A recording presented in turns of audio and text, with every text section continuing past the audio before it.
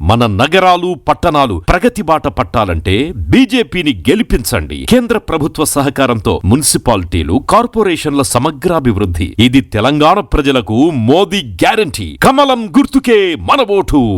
Save Telangana. Vote for BJP. Congress ప్రభుత్వం అంటేనే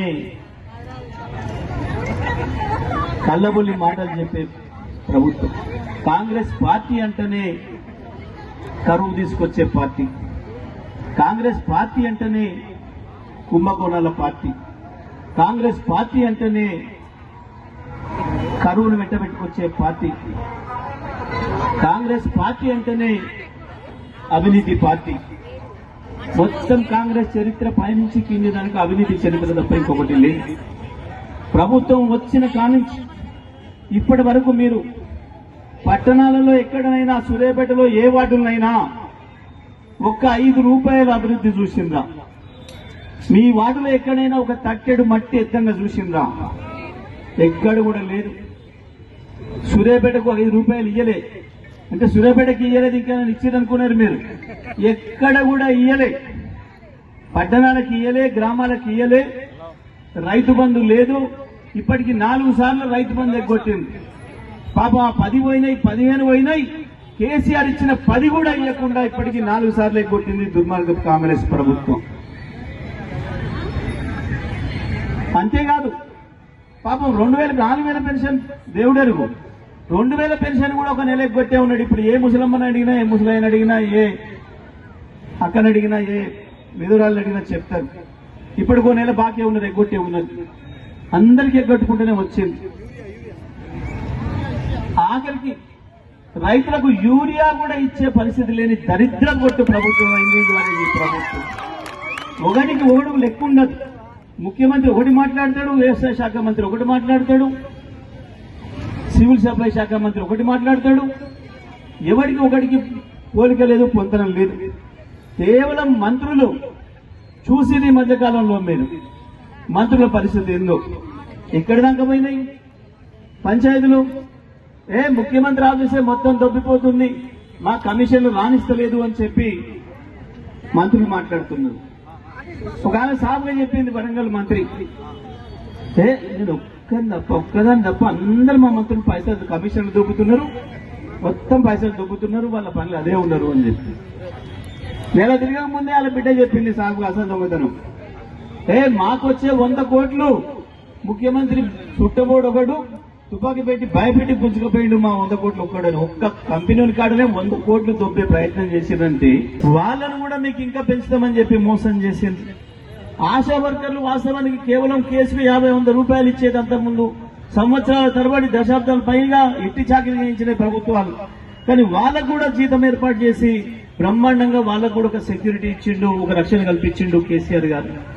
కానీ అందరినీ కూడా మోసం చేసారు. మీకు ఇది చేస్తాం, అది చేస్తామని చెప్పి వాళ్ళు మోసం చేయని వర్గం లేదు. ప్రతి ఒక్కరిని కూడా మోసం చేసుకుంటూ వచ్చారు. ఆఖరికి ఈ ప్రపంచంలో ఇప్పటి వరకు విద్యార్థుల్ని మోసం చేసిన వాడు కూడా లేడు. కానీ కాంగ్రెస్ పార్టీకి వాళ్ళను కూడా మోసం చేయగలిగిన విద్య దొరికింది. విద్యార్థులకు పాపం ఏటీఎం కార్డు, మీకు 5 లక్షల కార్డు ఇస్తాం మీ చేతికి జనవరిలోనే అన్నారు. పాపం పిల్లలు ఎప్పుడు ఏటీఎం కార్డు ఓంగని వాళ్ళకి చూసుకుంటూ పోతున్నారు. ఎప్పుడు వస్తుందో ఆ కార్డు అలా పోయి ఎప్పుడు కీకి 10 రూపాయలు తెచ్చుకోవచ్చు అని చెప్పి పాపం వాళ్ళ ఆశలు కూడా అడి ఆశలు అయిపోయినాయి. అమ్మాయిలు కూడా పాపం కాలేజీ అమ్మాయిలు అంటే తప్పకుండా ఓటు హక్కు వచ్చి ఉంటది కదా అని చెప్పి వాళ్ళను కూడా మోసం చేసిన దుర్మార్గులు కాంగ్రెస్. పాపం స్కూటీలు, చెల్లె బిడ్డ మీ అన్నను బతలాడాలి, ఊరికే కాలేజీలో దించేమ్మని, మీ నాయనని బతలాడాలి. ఎవరిని బతలాడే అక్కర లేదు. జనవరి నుంచి నువ్వు నీ స్కూటీ మీద వెయ్యమని పోవాల్సిందే, ఇప్పుడే పోయి నేర్చుకో నువ్వు మీరు వచ్చేటప్పటికే అని చెప్పింది. పాపం ఆ పిల్లలు కూడా తిప్పలబడి దోస్తుల్లో పక్కిళ్ళలో అడిగి స్కూటీలు నేర్చుకొని అడిగి ఉన్నారు. పెట్రోల్ కూడా మీ నాయన నమ్మని బతిలాడే పని లేదు. ఎలక్ట్రికల్ స్కూటర్లే ఇస్తా, ఏం లేదు, ఇంట్లో ప్లగ్ పెట్టాలి, పొద్దుగాలేమని రయ్యన పోవాలి కాలేజ్. పాపం ఆ పిల్లలు ఇంకా కలగంటనే ఉన్నారు. ఏమని ఇంటి ముందట స్కూటీ ఎక్కినట్టు, కాలేజీకి రయ్యన పోయినట్టు.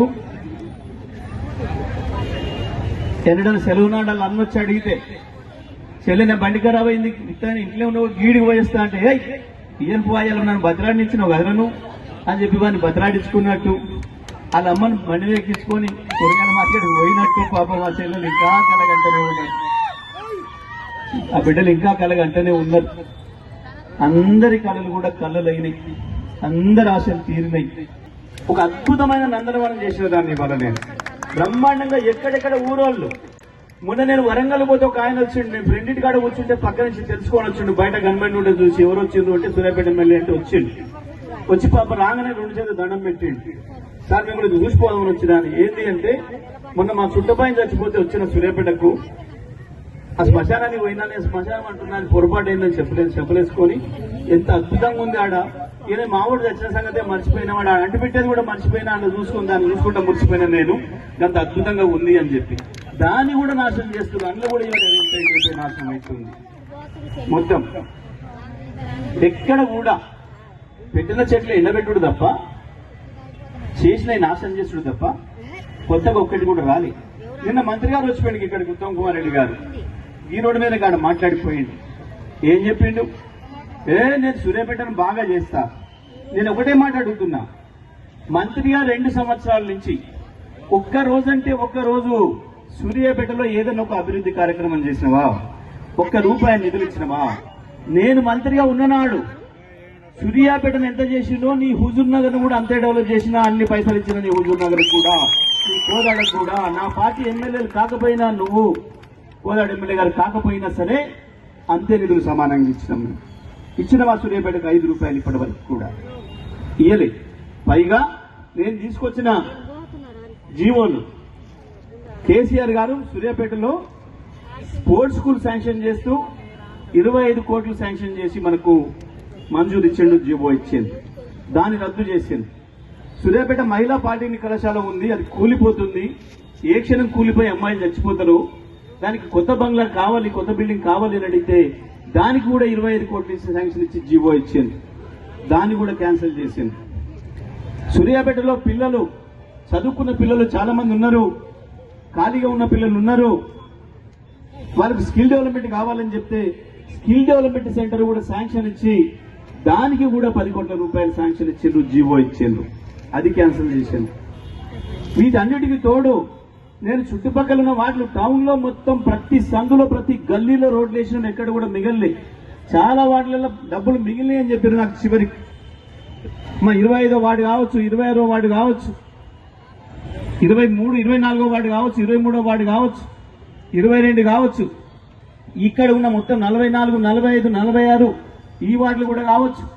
మొత్తం పట్టణంలో ఉన్న పాత వార్డులు మొత్తం కూడా 1 నుంచి వెళ్ళి కొత్త వార్డులు 1, 2, 3, 4, 5, 6, 7, 8, 9, 10, 11, 12, 13, 14, 15, 16, 31, 32 ఈ వార్డుల కొరకు నేను ప్రత్యేకంగా ₹50 కోట్ల శాంక్షన్ తీసుకున్న కేసీఆర్ గారు. దానికి కూడా జీవో ఇచ్చింది. అన్ని జీవో కాపీలు కూడా ఉన్నాయి.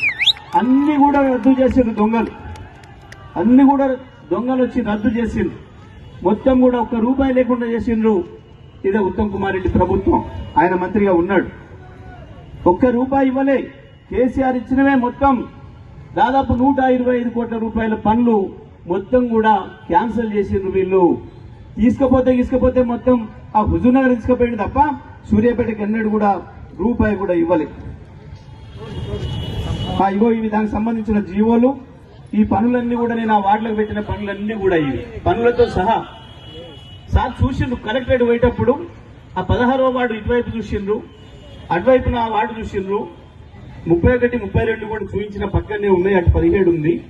ఈ వార్డులకి రోడ్లు కావాలన్నా బాగా ఇబ్బంది ఉంది అని చెప్తే వెంటనే జీవో ఇచ్చి ఆ పనులకు కూడా శాంక్షన్ ఇచ్చింది. దాన్ని కూడా పోగొట్టింది. ఇది పాలిటెక్నిక్ కాలేజీకి ఇచ్చిన జీవో 25 కోట్లతోని ఇది కూడా క్యాన్సిల్ చేసింది. ఇది స్పోర్ట్స్ స్కూల్ జీవో 25 కోట్లతోని ఇది కూడా క్యాన్సిల్ చేసింది. ఇది భానుపూరి కళాభారతి ఒక అద్భుతమైన హాల్ కావాలి, మంచి ఆడిటోరియం ఉండాలి. సూర్యాపేట మంచి కళలకు ప్రసిద్ధి.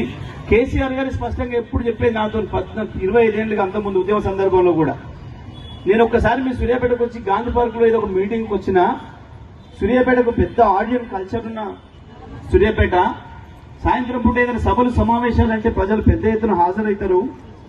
మీ వాళ్ళకు కళలకు కూడా పుట్టినిల్లది.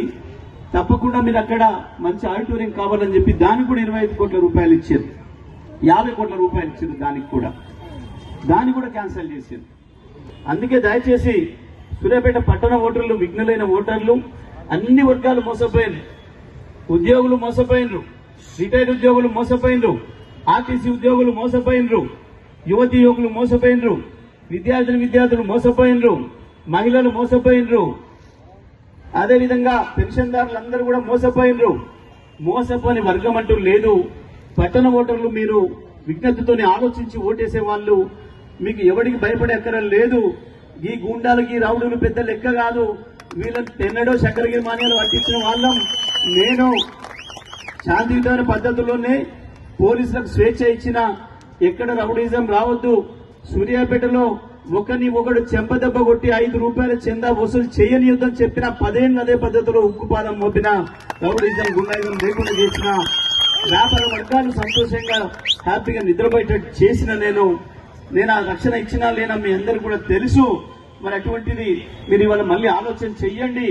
ఎవడో ఒక రౌడీ ఫోన్ చేసి భయపెట్టించిండని, ఏదో నువ్వు ఆయనకెందుకు సపోర్ట్ చేస్తున్నావు, ఈయనకెందుకు సపోర్ట్ చేస్తున్నావు అన్నాడని చెప్పి భయపడే పని లేదు మీకు. అందుకే మనకు ఈ దేశం అంబేద్కర్ గారు గొప్ప ఆలోచన చేసే బ్రహ్మాండమైన విధానం పెట్టిండు, రహస్య ఓటింగ్ విధానం పెట్టిండు.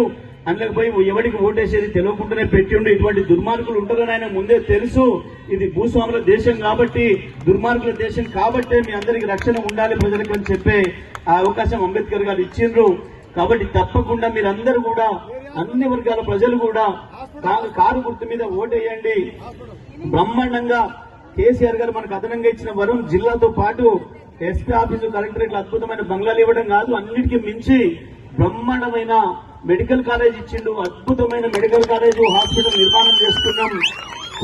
కోవిడ్ సందర్భంలో మొత్తం దేశమంతా మన వైపు చూసింది. ఉత్తమ హాస్పిటల్ గా మనకు అవార్డు వచ్చింది. కోవిడ్ లో చేసిన సేవలకు ఒక్క సూర్యాపేట వాళ్ళు కాదు, సూర్యాపేట జిల్లానే కాదు, అటు పైనుంచి జనగాం జిల్లా కావచ్చు, ఇటు నల్గొండ జిల్లా కావచ్చు, అటు పక్కన జగ్గయ్యపేట, గుంటూరు జిల్లాల నుంచి కూడా చాలా మంది వచ్చి మాకు భాష యాస ఆడ గుర్తుపడతారు అని, అయ్యా మాది ఖమ్మం, మేము పోతుంటే జ్వరం వచ్చిందని చెప్పి జాయిన్ అయ్యిండ్రు.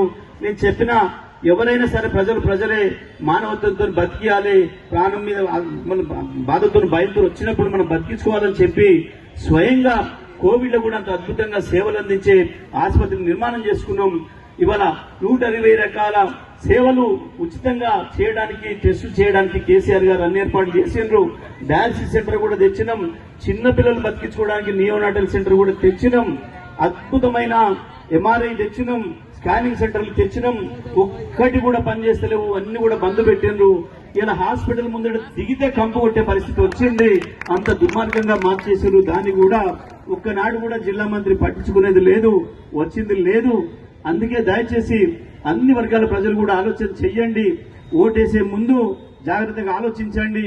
కులాలు, మతాలు మనకు అన్నం పెట్టలే. ఇప్పటి వరకు మనకు అన్నం పెట్టింది కేవలం కారు గుర్తే, కేసీఆర్ అనే విషయాన్ని ప్రతి ఒక్కరు కూడా గుర్తు పెట్టుకొని తప్పకుండా 1 నుంచి 48 వరకు ప్రతి వార్డు కూడా ముఖ్యమే. ప్రతి వార్డులో అభ్యర్థులను దీవించండి.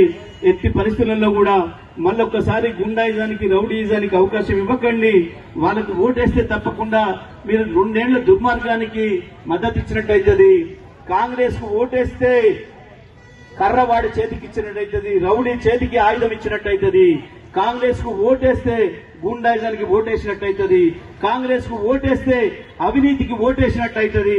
అందుకే మీరందరూ కూడా దయచేసి ఆలోచన చేసి కారు గుర్తు మీద ఓటేసి పట్టణం అంతటా కూడా మొత్తం 48 మంది అభ్యర్థుల్ని గెలిపించాల్సిందిగా విజ్ఞప్తి చేస్తూ సెలవు. జై తెలంగాణ.